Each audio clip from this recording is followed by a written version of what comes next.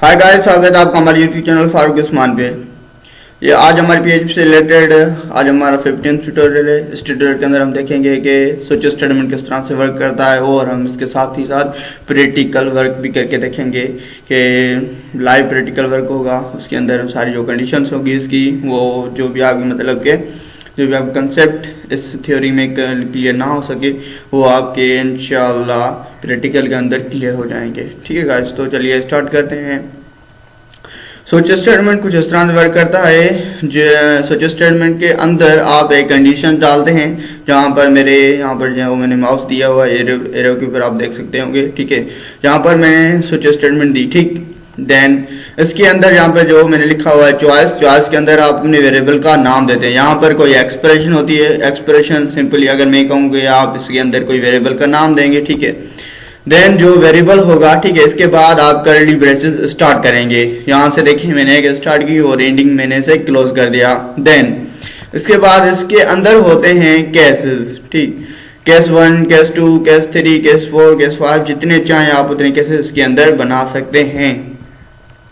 Then case के बाद आप डायरेक्टली वहां पर इसके केस के बाद यहाँ पर जिस तरह से मैंने यहाँ पर दिया है 1, आप यहाँ पर अपनी वैल्यू डायरेक्टली वैल्यू भी दे सकते हैं। देन इसके बाद इको करवाते हैं आप, जो आप इसकी मतलब केस 1 के अंदर प्रिंट करना चाहे वो आप इसके अंदर राइट कर सकते हैं। देन इसके बाद ब्रेक होती है। जो ब्रेक होती है, ब्रेक डायरेक्टली जो आपके मतलब कि यहाँ पर केस 2 होता है, केस 3, केस 4, वो जो सारे के सारे क्लोज हो जाते हैं। डायरेक्टली जो ब्रेक होती है, ब्रेक जाकर अपनी मतलब कि स्विच स्टेटमेंट के जो नेक्स्ट स्टेटमेंट्स होते हैं उन सभी को क्लोज कर देती है और स्विच स्टेटमेंट क्लोज हो जाता है। ठीक है भाई, तो इसलिए यहाँ पर ब्रेक यूज की जाती है। देन अगर आपकी फर्स्ट स्टेटमेंट ट्रू हो रही है, आपकी मतलब की कंडीशन से वो कंबाइन हो रही है, उसकी जैसी आपको रिजल्ट मिल रहा है, तो फर्स्ट स्टेटमेंट जो फर्स्ट केस होगा वो रन होगा। अगर इन एनी केस अगर जो केस 1 है उसके अंदर जो स्टेटमेंट आपकी स्टेटमेंट और केस 1 की स्टेटमेंट रॉन्ग हो जाती हैं इन एनी केस, तो जो केस 2 होगा वो रन होगा। ठीक है, अगर इन केस अगर आपका जो केस 2 होता है उसके अंदर जो वैल्यू है वो भी मतलब उसके अंदर और आपकी कंडीशन से दोनों कंबाइन नहीं हो पा रहे हैं, तो इस केस में केस मतलब के 3 चलेगा। अगर केस 3 भी मतलब अगर जो केस 3 है 1, 2, 3 ये तीनों के तीनों केसेस अगर आपने 5-6 केसेस दिए वो सारे के सारे मतलब के आपके स्टेटमेंट्स आपके मतलब के कंडीशन के ऊपर मतलब कंबाइन उसकी तरह ये एग्जीक्यूट नहीं हो रहे हैं, तो इस केस में डिफॉल्ट रन होगी।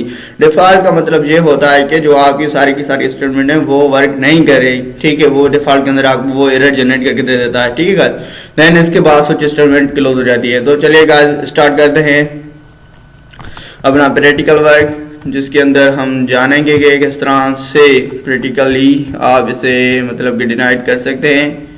तो मैंने यहाँ पर आकर स्टार्ट कर दिया। यहाँ पर मैंने सबलाइम टेक्स्ट एडिटर ऑन किया हुआ है। ठीक है, तो यहाँ पर मैं एक कांस्टेंट वेरिएबल बना देता हूँ। ठीक है, कांस्टेंट अगर आपको नहीं पता है कांस्टेंट वेरिएबल किस तरह से वर्क करता है तो प्लीज गाइस मेरा 11 ट्यूटोरियल आप उसके अंदर देख सकते हैं। मैंने कंप्लीट डिटेल के साथ वहाँ पर मैंने कांस्टेंट वेरिएबल को डिस्कस किया है और उसके साथ ही साथ मैंने उस पर प्रैक्टिकल वर्क भी करवाया हुआ है। प्लीज आप वो देख लें।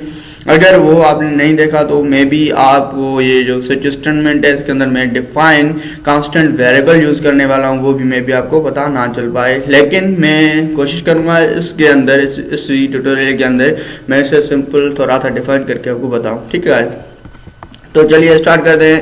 यहाँ पर फर्स्ट ऑफ ऑल अगर आप कोई भी कांस्टेंट वेरिएबल देते हैं, कांस्टेंट वेरिएबल्स की 2 टाइप्स होती हैं, एक लोकल वेरिएबल, एक कांस्टेंट वेरिएबल्स। कांस्टेंट वेरिएबल्स जब एग्जीक्यूट होते हैं इसे ग्लोबल वेरिएबल भी कहा जाता है। जो लोकल वेरिएबल्स होते हैं सिंपली यहाँ पर अगर मैं अगर एक लोकल वेरिएबल बना लूँ नेम से, ठीक है, देन इक्वल में से 20 वैल्यू असाइन कर रहा हूँ। देन यहाँ पर आकर मैं इसे अगर इको करवाऊँ तो इस केस में मुझे जो रिजल्ट होगा वो 20 मिलेगा। ठीक है गाइस, अगर यहाँ पर आकर मैं ब्राउजर एंड जो जैम्प है मैंने उसे भी ऑन कर लिया है। ठीक है, देन इसके बाद यहाँ पर मैं रिमूव करूँगा इन सभी चीज़ों को। देन लोकल होस्ट टाइप करूँगा, देन स्लैश अपने मेन फोल्डर का नाम। ठीक है, देन यहाँ पर मैंने जो मेरा मेन फोल्डर है उसका नाम है PHP2। मैं इसे ओपन करूंगा, ये मेरा फोल्डर ऑन हो गया और यहाँ पर मैंने जो अभी फाइल बनाई हुई थी वो स्विच स्टेटमेंट .php के नाम से बनाई थी। ठीक है, तो 1 मिनट में से ऊपर वाले को मैंने यहाँ पर डिस्कस नहीं किया, तो मैं इसे कमेंट कर देता हूँ, ठीक है। अगर आपको नहीं पता कमेंट किस तरह से करते हैं और कमेंट होती क्या है, इसके ऊपर भी मैंने ट्यूटोरियल बना हुआ है, उसकी अगर मैं उसकी डिस्क्रिप्शन के अंदर भी लिंक प्रोवाइड करा दूंगा और आई बटन के अंदर भी उसकी लिंक प्रोवाइड करा दूंगा, ठीक है गाइस। मैंने इसे Ctrl+S करा और यहाँ पर आकर तो ये देखें, ठीक है, जो हमारे वेरिएबल नेम की वैल्यू थी वो यहाँ पर हमें उसकी वैल्यू प्रिंट आउट हो गई, ठीक है। बट जो अगर मैं कुछ इस तरह से चाहूँ, अगर मैं चाहता हूँ भाई यहाँ पर डॉलर ना दूँ, सिर्फ और सिर्फ वेरिएबल दूँ, यहाँ पर डॉलर ना दूँ, ठीक है। मैंने यहाँ पर किया क्या, यहाँ पर मैंने डॉलर की वैल्यू से डॉलर हटा दिया और देन सिंपली वेरिएबल नेम दे दिया, ठीक है। इसे मैंने Ctrl+S किया और ओपन इन ब्राउजर। तो अब इस केस में हमें एक एरर मिलेगी, ठीक। तो ये देखें हमें ये बोल रहा है भाई यूज ऑफ अनडिफाइंड कांस्टेंट, ठीक है। एक कांस्टेंट मींस एक कांस्टेंट एक वेरिएबल है, ठीक है। Then name a sound this will throw an error in future version of PHP। और यहाँ पर अगर आप नीचे देख लें, नीचे आपको नेम ही मिल रहा है, सेम वेरिएबल का नेम नहीं, ना ही उसकी वैल्यू। तो अगर आप कुछ इस तरह से चाहते हो, अगर आप अपने वेरिएबल के नेम को कुछ इस तरह से कस्टमाइज करना चाहते हैं, तो इस केस में आपको कांस्टेंट वेरिएबल की जरूरत पड़ती है, ठीक है। तो सिंपल यहाँ पर आकर मैं इन सभी को हटा देता हूँ। तो डायरेक्टली मैं यहाँ पर आकर कांस्टेंट वेरिएबल को बनाने के लिए हमें फर्स्ट में एक डिफाइन कीवर्ड यूज करना पड़ता है। देन इसके बाद अपने वेरिएबल का नाम, आप कोई भी यहाँ पर वेरिएबल का नाम दे सकते हैं, ठीक है। मैं यहाँ पर वेरिएबल का नाम दे रहा हूँ फैमिली, क्योंकि जो स्विच की स्टेटमेंट होगी उसके अंदर मैं प्रिंट आउट करवाऊंगा। अगर आप 20 उसके अंदर मतलब कि किस कंडीशन दे रहे हो भाई, 20 के अंदर जो भी एज के सिमिलर मेरी फैमिली में है उनके नेम से मुझे प्रिंट आउट करवा के दो, वो चाइल्ड है या बेबीज हैं, वो कितनी एज है, वो कौन है, ठीक है। तो इस केस में यहाँ पर मैं फैमिली एक कीवर्ड ले रहा हूँ, मतलब एक वेरिएबल ले रहा हूँ, ठीक है। देन इसके बाद कॉमा दी, कॉमा के बाद यहाँ पर आकर मैं एक वैल्यू इसके अंदर प्रिंट आउट करवा दूंगा। यहाँ पर इसके अंदर वैल्यू स्टोर करवाऊंगा 40, ये एक इंटीजर वैल्यू है, ठीक है। डॉट देके यहाँ पर 5 दे दूं, ये एक फ्लोट वैल्यू हो जाएगी, ठीक। देन इसके बाद यहाँ पर मैं एक यहाँ पर डिफॉल्ट के अंदर मतलब जो PHP होती है वो जो है क्या सेंसिटिव है। अगर यहाँ पर मैं कुछ भी ना दूं तो इस केस में यहाँ पर होगा फॉल्स स्टेटमेंट, जो ऑलरेडी बाय डिफॉल्ट होती है कांस्टेंट वेरिएबल के अंदर। बट मैं चाहता हूँ मैं अपने वेरिएबल को कस्टमाइज करना चाहता हूँ, तो इस केस में मैं यहाँ पर ट्रू दे दूंगा, ठीक है। ट्रू देने के बाद यहाँ पर आकर मैं स्विच स्टेटमेंट ऑन करूंगा। स्विच स्टेटमेंट को चलाने के लिए हमें स्विच होता है, स्विच कीवर्ड का यूज करते हैं। देन यहाँ पर curly braces, 2 curly braces opening and closing, ठीक है। इसके बाद यहाँ पर इसके अंदर स्मॉल ब्रेसेस के अंदर आप अपने वेरिएबल का नाम देते हैं, ठीक है। यहाँ पर अगर आप फोकस करें भाई, मैंने तो ऊपर अगर यहाँ पर देखें तो यहाँ पर मैंने फैमिली जो हमारे पास वेरिएबल है उस वेरिएबल की जो फर्स्ट लेटर फर्स्ट लेटर है इसका, ठीक है, वो यहाँ पर मैंने कैपिटल करा हुआ है। बट अगर यहाँ पर स्विच स्टेटमेंट अंदर अगर आकर देखूं, यहाँ पर मैंने F जो हमारे पास F वर्ड है उसे मैंने सिंपली क्या किया है, इस्तेमाल किया हुआ है, ठीक है। तो इस केस में अगर हम लोकल वेरिएबल यूज करते तो उसके अंदर हमें एरर जनरेट होती, बट इस यहाँ पर हमने कांस्टेंट वेरिएबल यूज किया है तो इस केस में हमें कोई भी मतलब कि एरर जनरेट नहीं होगी, ठीक है। तो यहाँ पर जैसे आप स्विच स्टेटमेंट स्टार्ट करते हैं कर्ली ब्रेसेस के अंदर आप यहाँ पर पहले केस 1 देते हैं, ठीक है। केस 1 के अंदर आप कोई भी वैल्यू यहाँ पर प्रिंट आउट करवा सकते हैं, ठीक है। तो यहाँ पर इको करके मैं भाई बोल रहा हूँ, अगर यहाँ पर फर्स्ट में 10 देता हूँ, ठीक है। अगर 10 आए तो भाई यू आर अ चाइल्ड ऐसे प्रिंट हो। अगर आप कोई 10 वैल्यू दे रहे हैं तो बताएं भाई 10 वैल्यू के अंदर कोई जितने भी हमारी फैमिली के अंदर वो कौन है, क्या करते हैं। तो इस केस में अगर मैं यहाँ पर 10 देता हूँ, ये बोलेगा भाई जैसे आप 10 ऊपर यहाँ पर आकर जैसे 10 आप देंगे तो ये बताएगा भाई यू आर अ चाइल्ड, ठीक है, यू आर अ चाइल्ड, ठीक है। तो यहाँ पर देन इसके बाद आप क्या करते हो, यहाँ पर ब्रेक देते हैं, ठीक है। जो ब्रेक होती है वो ब्रेक लगा देती है, जिस तरह से कोई आप मोटर बाइक तो आप यार चलाते होगे, यहाँ कार चलाते होगे, जैसे आप ब्रेक डालते हो तो गाड़ी स्टॉप हो जाती है ना। तो कुछ इस तरह से स्विच स्टेटमेंट के अंदर भी काम होता है, जैसे ब्रेक लग जाती है तो कैश जो स्टार्टिंग कैश होता है वो क्लोज हो जाता है, ठीक है। आगे मतलब कि गाड़ी चलती ही नहीं और इसके अंदर जो स्विच स्टेटमेंट है आगे स्टेटमेंट एग्जीक्यूट ही नहीं होती, तो ठीक है। देन इसके बाद मैं यहाँ पर बना देता हूँ केस 2 और केस 2 के अंदर मैं वैल्यू दूंगा 20, ठीक है। ये देन इसके नीचे मैं इको करा दूंगा भाई यू आर यंग, तो भाई you need to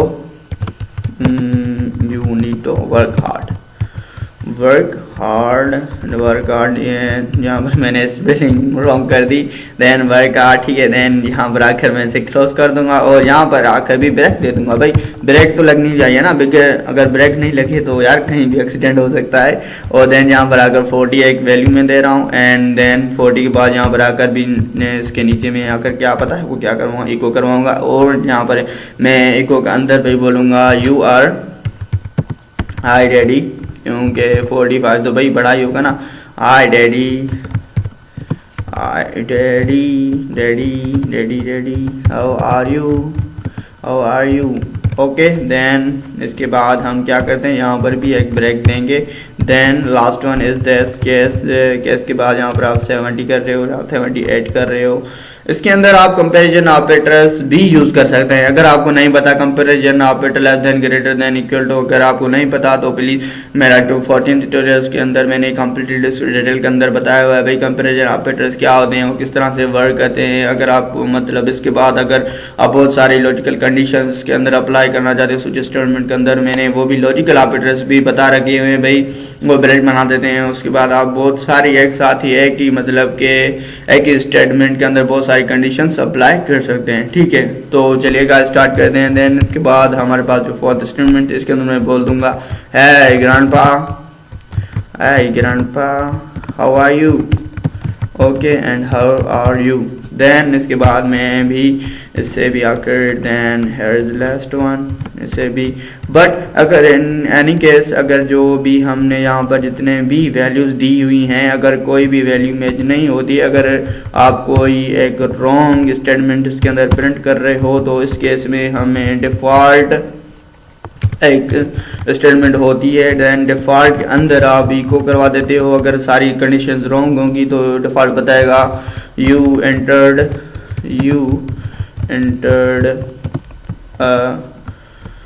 you need to enter, ठीक है। यहाँ पर मैं बोलूँगा you need to enter valid age, okay, ठीक है। यहाँ पर मैंने इसे कंट्रोल एस करा। देन हमारे पास क्या है 45 है भाई, 45 में हमारे पास क्या रिजल्ट आना चाहिए, ये आना चाहिए hi daddy how are you.